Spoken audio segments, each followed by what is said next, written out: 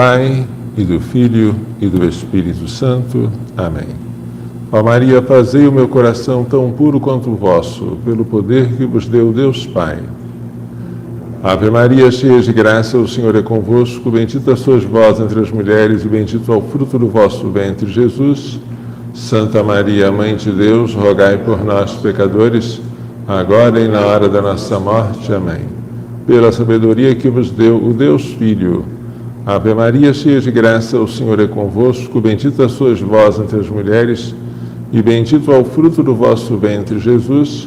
Santa Maria, Mãe de Deus, rogai por nós, pecadores, agora e na hora da nossa morte. Amém. Pela misericórdia que vos deu o Espírito Santo. Ave Maria, cheia de graça, o Senhor é convosco, bendita sois vós entre as mulheres, e bendito é o fruto do vosso ventre, Jesus.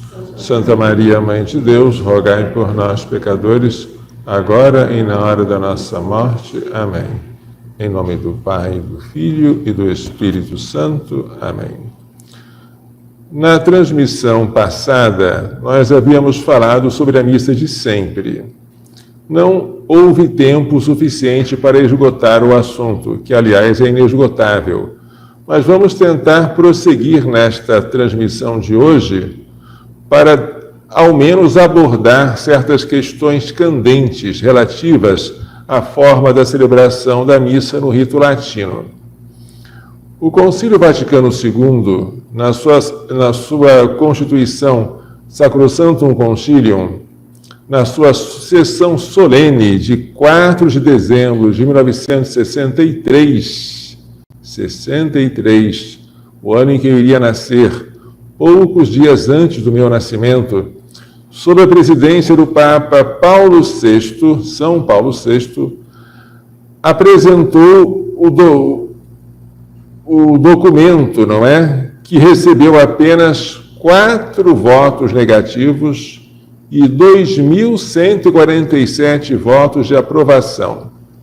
A Constituição Sacrosanctum Concilium, portanto, ela não foi um documento que veio ao acaso ou por acaso. Foi um documento que foi votado e foi aprovado quase por unanimidade. 4 votos negativos no meio de 2.147 votos favoráveis, pode dizer que foi um documento unânime. A unanimidade absoluta é quase inatingível. Então a gente tem que se contentar com a unanimidade quase absoluta, que foi a da Sacrosanctum Concilium. Entre os temas abordados pela Sacrosanctum Concilium, que são maravilhosos, a natureza da liturgia, como cume e fonte da vida da Igreja, há também o plano de se reformar a liturgia. A liturgia, na sua substância, é irreformável. Mas, nas coisas que são acidentais, não são essenciais, ela pode e às vezes deve ser reformada para adaptar-se aos novos tempos, aos novos costumes, às novas situações. Então, os padres estavam quase unanimemente de acordo de que a liturgia precisava ser mudada.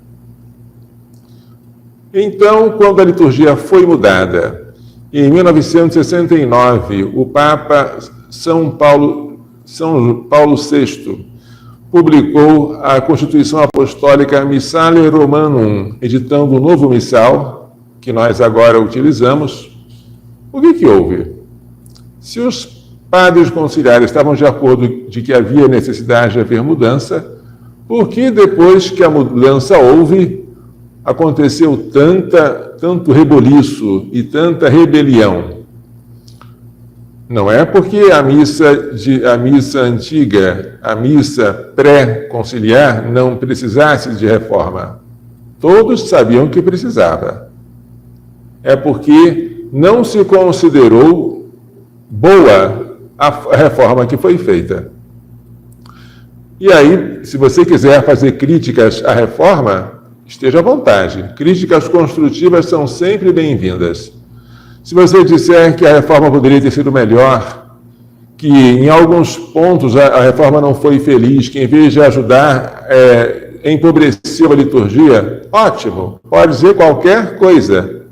Mas uma coisa que não se pode dizer é que esta reforma não foi querida, porque ela foi, e que após essa reforma a missa tenha se tornado inválida, herética, ou não herética, mas que conduz à heresia.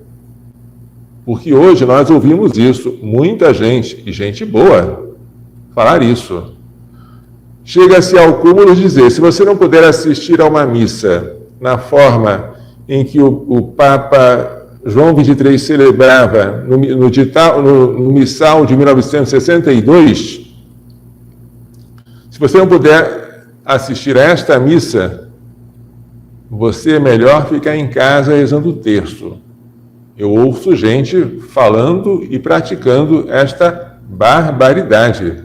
Por que é melhor ficar em casa rezando o terço? Talvez porque a missa de Paulo VI não tenha valor.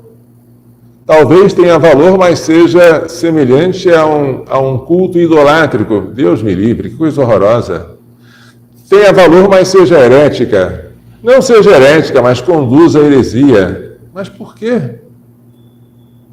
Por que esses adjetivos tão cheios de emoção? O que houve? Eu já mostrei na transmissão passada que Scott Hahn, ex-pastor protestante, converteu-se à Igreja Católica graças à observação da missa, tal como ela era celebrada. E foi em 1985, a forma da celebração que ele ouviu foi a forma ordinária, não foi a forma extraordinária. E ele se converteu. E se converteu descobrindo que a missa não é apenas um banquete de confraternização, mas é um sacrifício em que a vítima é o Cordeiro. É o Cordeiro de Deus, que tira o pecado do mundo, que se oferece ao Pai pela nossa salvação. Como sacerdote, como vítima, a missa, ela é descrita, assim afirma Scott Hahn, no livro do Apocalipse, em que a figura do Cordeiro aparece tantas e tantas vezes. Pois é, Scott Hahn converteu-se graças à missa. A missa na forma ordinária, a missa na forma de Paulo VI. Padre, mas eu acho que se fosse na forma extraordinária, ele teria sido convertido mais ainda, com mais facilidade. Pode ser, não vou negar, nem por isso em discussão. Mas uma coisa é você dizer que a forma extraordinária seja melhor, mais digna da liturgia, pode até ser. Outra coisa é você dizer que a forma ordinária é uma falsificação, é uma protestantização, é uma liturgia de segunda classe, é uma coisa indigna de você participar, de assistir, e é melhor até ficar em casa. Que isso, Jesus? Onde está isso?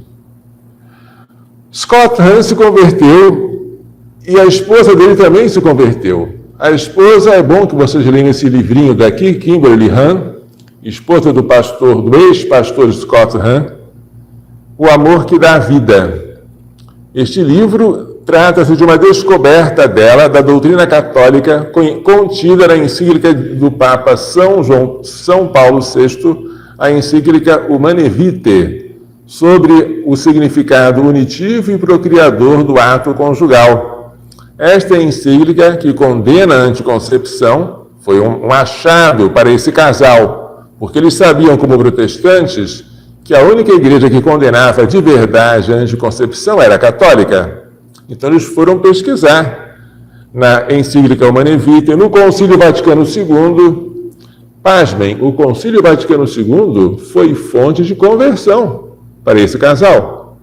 A encíclica Humanae Vitae foi fonte de conversão. E a missa nova, o Novus Ordo Dominici, a missa de Paulo VI, foi ocasião de conversão. Por quê? Porque ela foi celebrada dignamente por um sacerdote e o povo que assistiu também dignamente. Assim, um protestante que entrou lá por curiosidade acabou se convertendo. Você pode, e eu repito, pode dizer que a missa na forma antiga costuma se chamar forma tradicional ou forma tridentina, que ela seja mais condizente com a glorificação de Deus, que ela induza um recolhimento maior, que ela tenha mais sacralidade. Você pode falar isso tudo. Isso tudo pode ser discutido, pode servir inclusive para que seja feita uma reforma da reforma, para que a gente corrija os erros que porventura tenham havido na reforma litúrgica, para melhorar. Por que não? Mas o que a gente está vendo é um espírito sectário. Quando o Papa Bento XVI, no ano 2007, promulgou o motu proprio Summorum Pontificum, admitindo duas formas de celebração do rito latino, a forma ordinária, que é o missal de Paulo VI, e a forma extraordinária, que é segundo o missal de São João XXIII, na edição de 62. Quando ele admitiu essas duas formas, ele chamou a uma de ordinária e a outra de extraordinária, e disse que as duas deveriam ser respeitadas. Ótimo. Bento XVI queria a unidade da igreja, e para a unidade se sacrifica tanta coisa. Ele sabia como é horrível a ferida de um cisma. Então, já que a missa chamada tridentina é válida e ele não via motivo suficiente para proibir sua celebração, deixou que ela coexistisse livremente com a missa paulina ou de Paulo VI. Porém, o que aconteceu, infelizmente, é que os grupos que passavam a participar da missa chamada tridentina passaram a considerar que a forma deles não deveria ser chamada extraordinária. A nossa forma é a legítima. A nossa forma é a melhor. A nossa forma é a verdadeira. A outra forma que deve ser desprezada.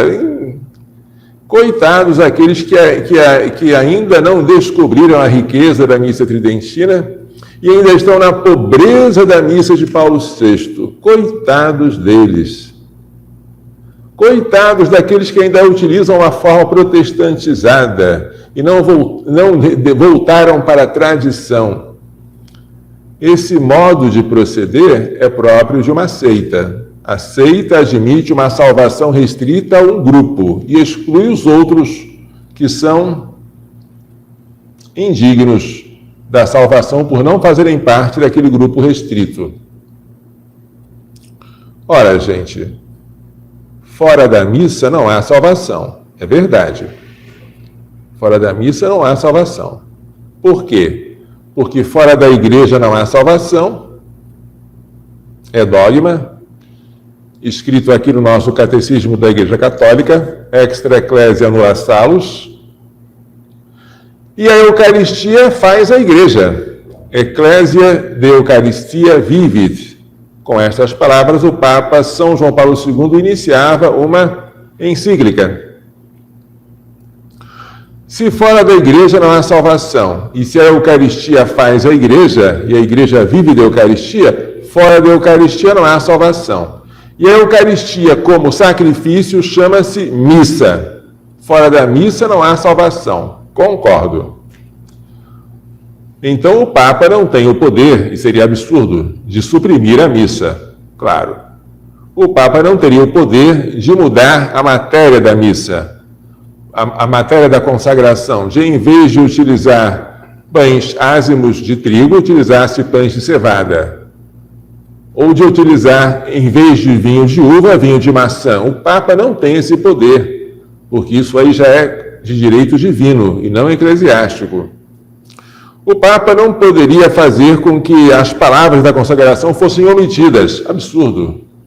As palavras da consagração estão escritas em 3 evangelhos e na primeira carta de São Paulo aos Coríntios, elas devem ser conservadas para a validade da transubstanciação, que é a conversão de toda a substância do pão na substância do corpo de Cristo e a conversão de toda a substância do vinho na substância do sangue de Cristo, sob a realidade dos acidentes.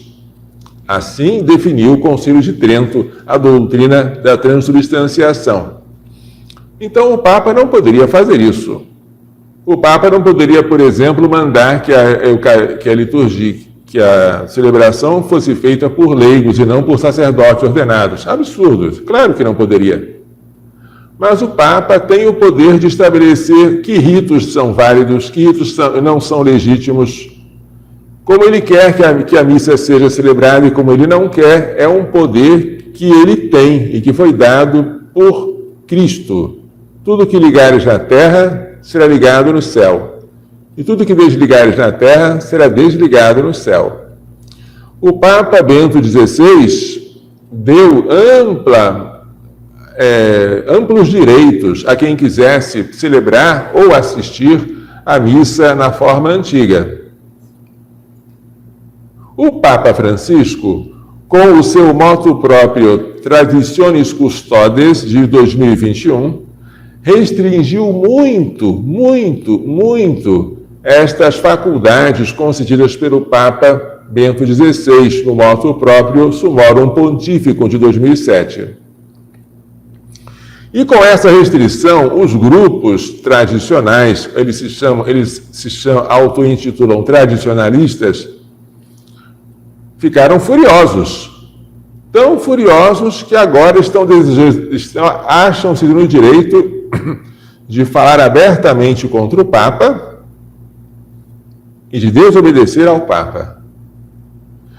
E para desobedecer ao Papa, eles usam como modelo, que coisa horrível, São Paulo. São Paulo teria, na mente obscura deles, resistido a São Pedro. E eles usam a palavra resistir como sinônimo de desobedecer, o que não tem nada a ver. O que foi que aconteceu no episódio de São Paulo e São Pedro, quando Paulo corrigiu Pedro em Antioquia? Eu vou ler para vocês não pensarem que esse pensamento é meu, como é que o padre Leonel Franca descreve este acontecimento, tá? Quando em Antioquia Pedro recebeu uma correção pública de Paulo, qual era o contexto?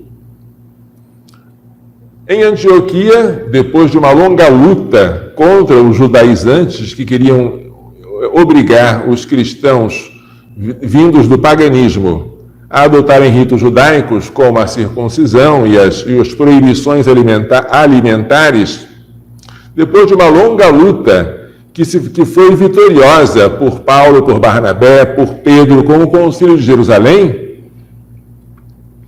Paulo sabia que o exemplo de Pedro era fundamental. Pedro, ao chegar até Antioquia, deveria demonstrar, não só pelas palavras, mas pelo exemplo, que ele não se importava com comer carnes proibidas pelo judaísmo, nem se importava com a circuncisão ou não circuncisão, porque isso tudo já havia passado, era do Antigo Testamento. Mas acontece que Pedro, ao chegar a Antioquia, ele inicialmente comia com aqueles que haviam vindo da gentilidade, com os cristãos de origem não judaica. Comia, bebia com eles, mas quando vieram alguns de Jerusalém, alguns mais apegados à tradição judaica, Pedro começou a esquivar-se e passou a comer só com os que eram de tradição judaica.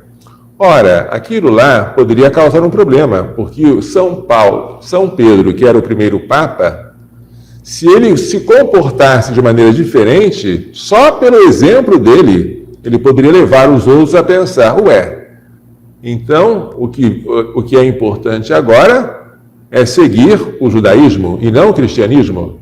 É observar as proibições alimentares e não simplesmente a pureza de coração. É a circuncisão que vale e não o batismo. Então, o modo de proceder de Pedro poderia dar ocasião a que os judaizantes ficassem mais fortalecidos. E qual foi a resistência de Paulo? A resistência de Paulo, entre aspas, né, não foi uma desobediência a Pedro, palavras de Padre Leonel Franca, mas uma correção fraterna, feita provavelmente em algum dos ágapes. Os ágapes eram aquelas refeições comunitárias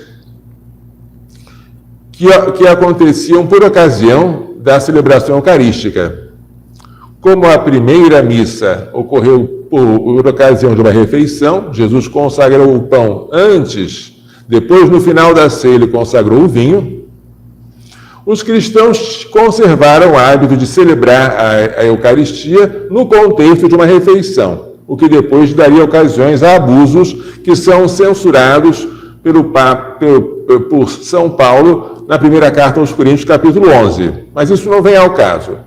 Então, provavelmente, em algum dos ágapes, Paulo fez uma resistência a Pedro. Em presença de São Pedro, advertiu-o publicamente. Vou ler agora Gálatas 2,14. Se tu, sendo judeu, vive como gentios e não como judeus, por que obriga com o teu exemplo? Com o teu exemplo é, entre colchetes, uma observação do padre Leonel Franca, os outros a judaizarem. Se tu, sendo judeu, vive como gentios e não como judeus, por que obrigas, com o teu exemplo, os outros a judaizarem? Gálatas 2,14. São Paulo, prossegue o padre Leonel Franca, não desobedece a nenhuma ordem de São Pedro. Não se opõe à sua doutrina, não contesta a legitimidade da sua primazia, não tem uma palavra que ponha em dúvida os seus direitos e títulos. Na dificuldade da emergência em que se achava, procura apenas reconduzir Pedro à sua primeira atitude em relação aos convertidos do gentilismo. Era o único meio de defender o seu apostolado contra as acusações insidiosas dos judaizantes. A sua não é, pois, uma repreensão autoritativa, de superior para inferior. É, sim, uma correção fraterna, que, em circunstâncias graves, pode e até deve fazer um igual ao seu igual e o inferior ao superior. Correção fraterna. Paulo resistiu a Pedro. O que é resistiu? Corrigiu. Corrigiu em público, porque achava que o exemplo de Pedro era tão importante como chefe da igreja que merecia uma correção pública. E Pedro aceitou. Como é bonita a humildade de Pedro de ter aceitado essa correção. Não é lindo? Assim, o que houve foi uma correção e nada mais. Não houve desobediência, não houve uma difamação, não houve nada do que agora está se pensando fazer em nome de São Paulo. Quem quiser desobedecer ao Papa, para considerar que o que está escrito no motu próprio, Traditionis Custodes, não tem valor, que o Papa não é legítimo para dizer isso, não tem legitimidade, que está abusando do seu poder, etc., que ele está acabando com a tradição, que está violando um legado de séculos e milênios. Quem quiser desobedecer ao Papa, não use, por favor, São Paulo como exemplo.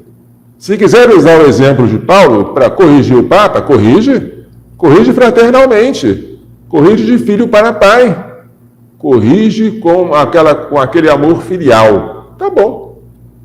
Mas não me venha desobedecer em nome de São Paulo, porque São Paulo não desobedeceu São Pedro. São Paulo não desobedeceu São Pedro. Se você, em nome da tradição, quer desobedecer o Papa, não use São Paulo como exemplo, por favor. Vou dar um bom exemplo agora. Os jesuítas que evangelizaram o Brasil, a América Espanhola, a Índia, a África, a China, o Japão, os jesuítas, que eram uma companhia florescente pela sua cultura e pela sua capacidade de fazer o evangelho se inculturar.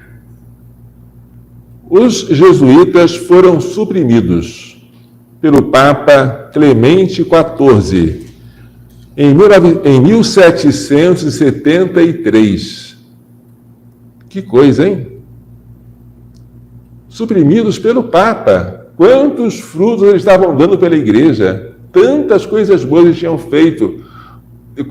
Dezenas de milhares de membros espalhados pelo mundo inteiro, com colégios, com... Meu Deus, acabou tudo.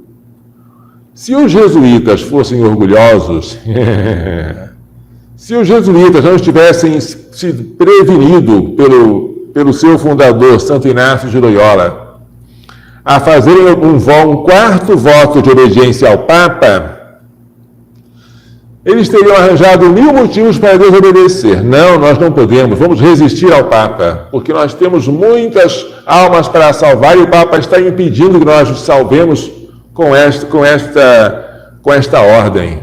Não vamos obedecer ao Papa, porque as almas estão clamando por nós, e o clamor das almas é muito maior do que o clamor do Papa de querer nos proibir e nos suprimir.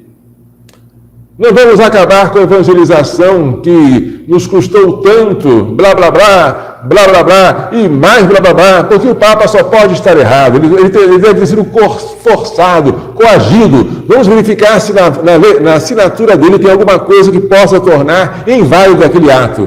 1000 motivos e pretextos os jesuítas, se não fossem vacinados contra o orgulho, eles poderiam ter alegado para dizer: eu não vou obedecer, mas eles obedeceram.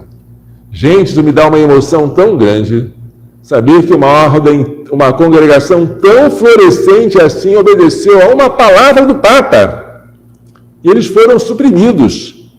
E a supressão durou 41 anos. Você sabe o que é isso? 41 anos. É mais de uma geração. E os jesuítas só foram restaurados pelo Papa Pio VII em 1814. Ora, a obediência deles, eu tenho certeza, valeu muito mais do que todo o trabalho que eles teriam feito nesses anos. Só o fato de eles, com grandíssima dor, obedecerem ao Papa, isso foi um ato de tanta humildade, de tanta glorificação de Deus, que eu tenho certeza, nenhuma alma deixou de ser salva por causa desse ato de obediência. Eu queria que os tradicionalistas de hoje prezassem a obediência como os jesuítas de ontem. Obediência ao Papa. Conta a Bíblia que Saul, rei de Israel, tinha recebido de Deus a ordem de entrar em guerra contra os amalecitas e destruir todos os despojos de guerra. Mas Saul teve uma ideia: eu vou desobedecer para prestar maior glória a Deus. Sabe qual foi a ideia? Em vez de destruir todos os despojos de guerra, que era a ordem de Deus, ele resolveu selecionar os despojos melhores. O gado mais graúdo, de melhor qualidade, ele selecionou não para ele comer, não, para oferecer no altar ao Senhor. Viu? Desobedeceu por amor, desobedeceu para prestar culto a Deus. Adivinha qual foi a palavra de Deus sobre essa desobediência feita com boa intenção? O que eu quero é obediência e não sacrifício. A desobediência é para mim como feitiçaria. Não adianta você desobedecer invocando coisas maravilhosas no lugar disso. Eu assisti, foi da minha época, o Monsenhor Marcelo Lefebvre, que tinha muitas coisas boas, sagrar bispos sem autorização do Santo Padre, o que lhe valeu uma excomunhão automática. E ele sabia disso. E o Papa São João Paulo II fez de tudo para que ele não fizesse essa sagração, que ia causar um cisma na igreja. Ele, consciente do que estava fazendo, fez, e que eu saiba, morreu sem arrependimento. Ele se considerava como se diz, impelido pelo seu desejo subjetivo de fortalecer a tradição, a desobedecer o Papa. Quem foi que mandou que ele desobedecesse? Não, é a minha consciência, é o clamor das almas. E quanto à excomunhão? Ela é inválida. E eu não diria isso com tanta facilidade. Se o Papa Francisco me excomungasse, eu iria até lá humildemente pedir a absolvição da excomunhão. E me submeteria àquilo que ele me mandasse. Não quero saber se a excomunhão foi justa ou injusta. Se ele me excomungou, eu quero que ele suspenda, porque eu não quero viver fora da comunhão com a Igreja. Se o Papa Francisco, ainda que injustamente, decidisse que eu fosse suspenso de ordens, eu obedeceria. Seria para mim, seria horrível viver sem celebrar e administrar os sacramentos. Mas quem sou eu para desobedecer ao Papa? Que isso, meu Jesus? Eu estou aqui para obedecer. E Jesus Cristo se fez obediente até a morte, e morte de cruz. Assim diz São Paulo na carta aos Filipenses, capítulo 2. Ele obedeceu e não nos deixou outro caminho que não passe pela obediência. Um caminho de salvação desobediente, diga-me qual é, porque até hoje eu não conheço. Eu conheço o de Lúcifer, que desobedeceu. Conheço o caminho de São Miguel. Quem como Deus? Enquanto Lúcifer dizia, não servirei, com orgulho, São Miguel, com humildade, venceu o dragão, a antiga serpente, o diabo e Satanás, de que fala o Apocalipse.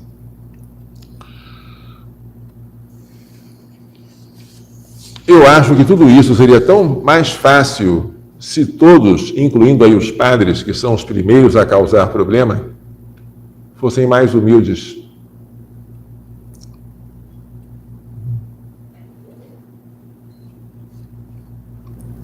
Houve coisas boas com a reforma litúrgica. Acreditem nisso. Eu já falei algumas. Uma delas, a possibilidade de concelebrar. Acho boa. Não acho bom que os concelebrantes sejam proibidos de se ajoelhar, mas tenham só que fazer uma inclinação na hora da consagração. Não acho isso bom. Poderia ser mudado. Acho bom que tivéssemos agora, na hora da confissão dos pecados, que incluído a palavra omissão. Eu pequei por pensamentos, palavras, atos e omissões. É uma coisa boa, que não deve ser suprimida em nome da tradição. Não. Se é bom, conservemos. Mas eu não acho que foi bom, ou pelo menos eu ponho em discussão, que se suprimisse o diálogo entre o padre e o povo na hora de confessar. Porque antes da reforma litúrgica, o padre confessava ao povo, o povo pedia a Deus que a perdoasse o padre, que coisa linda. E depois o povo confessava ao padre, e o padre pedia a Deus que perdoasse o povo. Esse diálogo se perdeu. Pode dizer que isso foi uma simplificação, mas talvez tenha sido um empobrecimento. Poderíamos voltar. É uma coisa a se discutir. Críticas construtivas são sempre bem-vindas no seio da Igreja. Eu acho bom o ritual atual pela quantidade enorme, maravilhosa de leituras que me permitem oferecer ao povo de Deus com mais abundância a palavra, para poder explicar nas homilias, que depois eu posto na internet. E se eu celebrasse a missa tridentina, eu teria um espaço de leituras muito, muito mais restrito, incomparavelmente mais restrito.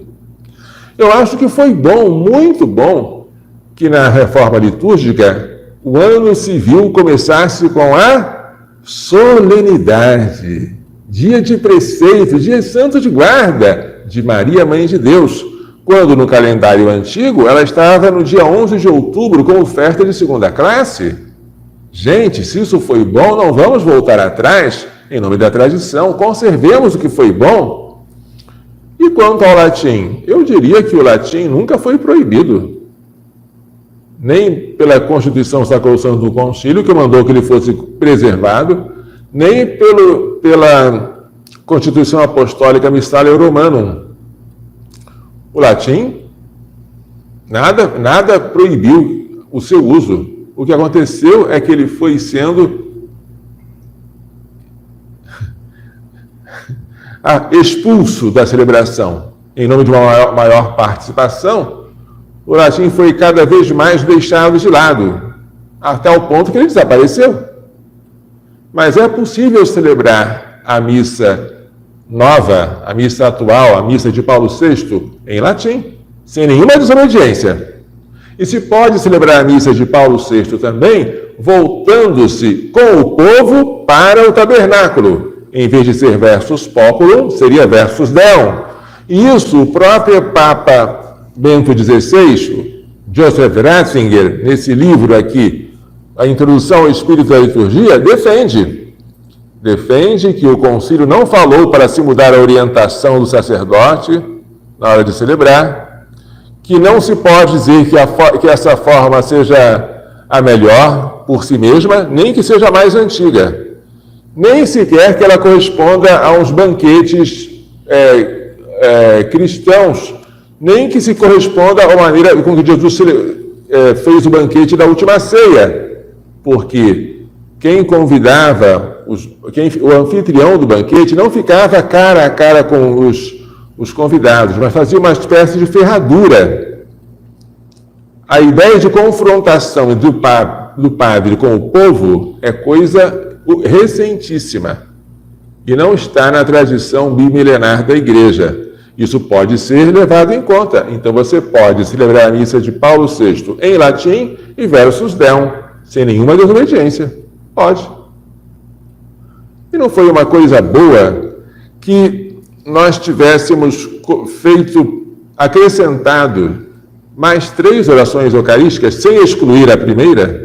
A primeira é a de sempre, é o cânon romano, que foi fixado por volta do século IV, né, mais ou menos, e resistiu esse tempo todo. Até hoje nós podemos celebrá-lo. Mas houve o acréscimo de mais 3 formas, a oração eucarística número 2, número 3 e número 4. Uma coisa interessante que aparece nessas 3 orações eucarísticas e não aparece explicitamente no cânon romano é a epiclese. O que é a epiclese? É a invocação do Espírito Santo sobre as oferendas, para que elas se tornem o corpo e o sangue de Cristo. Isso existe na liturgia oriental, mas na liturgia latina, a epiclese aparece de forma implícita. O que diz a oração primeira?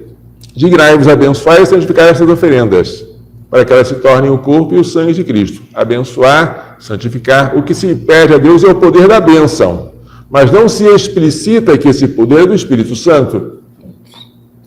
Já nas orações eucarísticas número 2, 3 e 4, a fórmula é explícita. Santificai essas oferendas derramando sobre elas o vosso Espírito. Santificai pelo Espírito Santo as oferendas que vos apresentamos. Nós nos pedimos que o mesmo Espírito Santo santifique as oferendas. Eu acho uma coisa boa. Como você não é obrigado a utilizar a oração 2, nem a 3, nem a 4, como elas são uma riqueza a mais, eu pergunto, para que tirar? Não foi bom que se acrescentasse coisas sem suprimir as coisas boas? Então, eu acredito que a gente precisa de menos prevenção contra as novidades, como se tudo que fosse novo fosse bom, e de menos apego ao passado, como se tudo que fosse do passado fosse melhor. Não é assim, não. Você acha que é melhor a forma de confessar, de receber o sacramento da penitência dos primeiros séculos? É? Os cristãos recebiam o sacramento da penitência uma única vez na vida. Faziam penitências pesadíssimas e ficavam chorando para implorar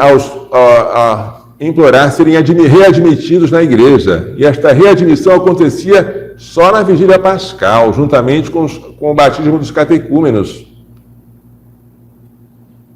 Agora você confessa não só uma vez na vida. A igreja obriga você a confessar uma vez por ano. E você pode confessar quantas vezes quiser, desde que tenha matéria para confessar, não só os pecados mortais, mas também os veniais. E a penitência ficou muito mais branda. Não foi melhor isso, gente? Ou estamos voltar ao que era no início? Hoje nós temos um sacrário para nós adorarmos Jesus na Santíssima Eucaristia. Antigamente não era comum isso. O sacrário foi um mal que a igreja inventou? Não! Foi um bem que deve ser conservado.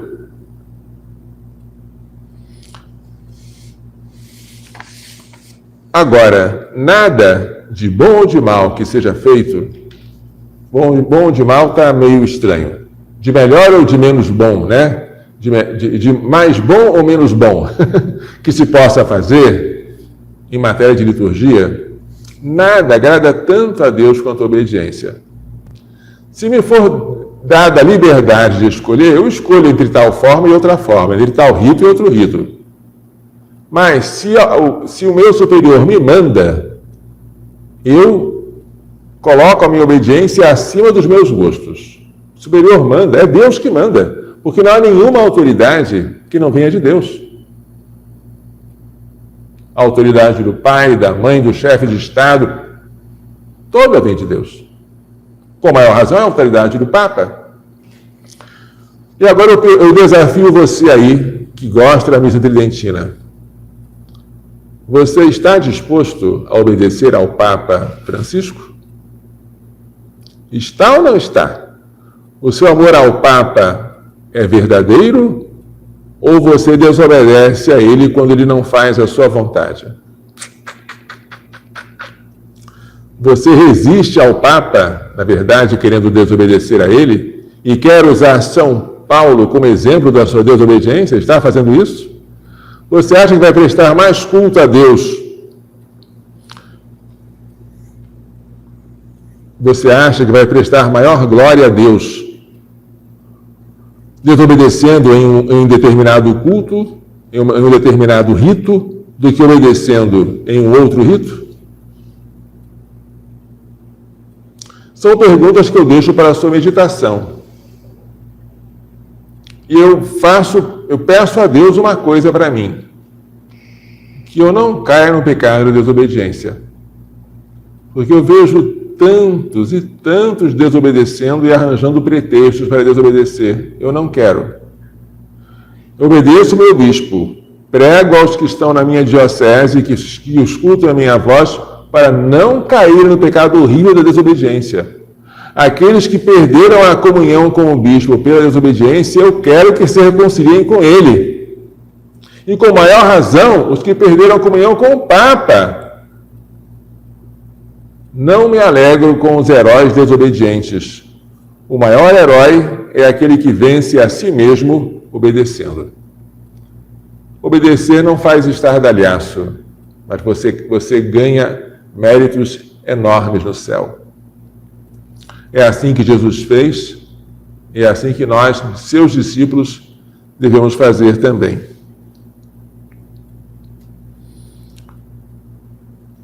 Esse assunto é meio candente, não é? Ele me faz, às vezes, suar. Ele deveria fazer-me chorar, porque é muito triste a gente brigar uns com os outros por causa da Eucaristia, que é a fonte da vida da igreja e é o cume para o qual tende toda a ação da igreja. Não briguemos por causa disso. Briguemos contra os nossos verdadeiros inimigos, que são o demônio, o mundo, a carne. Nada de briga fraterna, muito menos de briga com o Santo Padre, que recebeu de Deus o poder das chaves. Se o Papa me proibisse de celebrar a missa de Paulo VI e me mandasse celebrar a missa tridentina, eu obedeceria. E eu peço a você, pergunto a você que celebra a missa tridentina, você aceitaria uma proibição do Papa de celebrar a missa tridentina para rezar só do Paulo VI? Eu ponho agora em dúvida, ou melhor, em questão, a sua obediência. Pergunta número 1. No rito tridentino havia abuso? Não sei. Não sei porque eu não sou daquela época, né? Mas era muito mais difícil haver abusos naquele rito por causa das rubricas serem tão minuciosas. Já falei na outra vez, o sacerdote tinha um ângulo certo para dizer Dominus vobiscum. O padre hoje, no rito atual, ele pode falar assim, o Senhor esteja convosco. No rito tridentino não tinha essa liberdade. Como ele estava tão habituado a controlar os seus gestos, os seus movimentos, o tom de voz, era muito mais difícil haver abuso, como nos rituais de hoje. O que significa a missa de sempre? A missa de sempre é qualquer missa validamente e dignamente celebrada em comunhão com a hierarquia da igreja. Isso é a missa de sempre. Eu celebro a missa de sempre. Você, se celebra uma forma aprovada pelo Papa, celebra a missa de sempre. Mas não digamos que a missa de sempre é a missa que foi promulgada por São Pio V, com a bula Quo Primum Tempore, e que a missa nova, promulgada pela Constituição Apostólica Missália Romanum, seja uma missa de segunda qualidade. Não faça isso, por favor. Uma inovação protestante ou protestantizada. Eu já ouvi alguém dizer, mas eu não acredito, que se os protestantes teriam dito que eles podem agora usar o nosso missal, com o Novus Ordo Missae, nos seus cultos protestantes. Já ouvi isso tantas vezes, mas eu não acredito, de jeito nenhum. Se um protestante usasse o nosso missal, orai, irmãos e irmãs, para que o meu e o vosso sacrifício seja aceito por Deus Pai Todo-Poderoso, ele teria que deixar de ser protestante. Porque ele saberia que a missa é um sacrifício. Porque ele entenderia que no altar ocorre a transubstanciação, diante da qual os fiéis e os sacerdotes se ajoelham para adorar. Eu acho que a história está muito mal contada. Celebrar hoje tem uma forma correta? Qual? A forma ordinária, diz o Papa Francisco, é a de Paulo VI. Até a Summorum Pontificum, ela estava, digamos que, em pé de igualdade com a missa chamada tridentina, em forma extraordinária. Mas agora o Papa Francisco disse que a única lex credendi, a única lex orandi do rito latino é a missa de Paulo VI. Então o desejo dele é que nós celebremos segundo esse rito, é desejo do Papa. Mas ele ainda permite que se celebre no outro, colocando muitas restrições. E eu pergunto, o seu amor ao Papa vai até a obediência? Vai a obediência até a morte e morte de cruz? É isso que eu pergunto a você e deixo para a sua meditação pessoal. Lembro só de uma coisa, não conheço nenhum santo desobediente. Ninguém que tenha se notabilizado na santidade pela sua persistência na sua vontade própria contra a vontade do seu superior. Vamos terminar então? Vamos, né? Já nos cansamos muito desse tema. O Senhor esteja convosco. Ele está no meio de nós. Pela imposição de minhas mãos sacerdotais e pela invocação da bem-aventurada sempre Virgem Maria de São José, seu castíssimo esposo, de São Luís Gonzaga, de São Luís Maria de Montfort, de Santa Helena Beretamora, Santa Teresa de Calcutá, São Miguel, São Gabriel, São Rafael, de todos os anjos e santos, abençoe-vos, proteja-vos e guarde com toda a bênção no céu e da terra, Deus Todo-Poderoso, Pai, Filho e Espírito Santo. Amém. Coração imaculado de Maria, livrai-nos da maldição do aborto.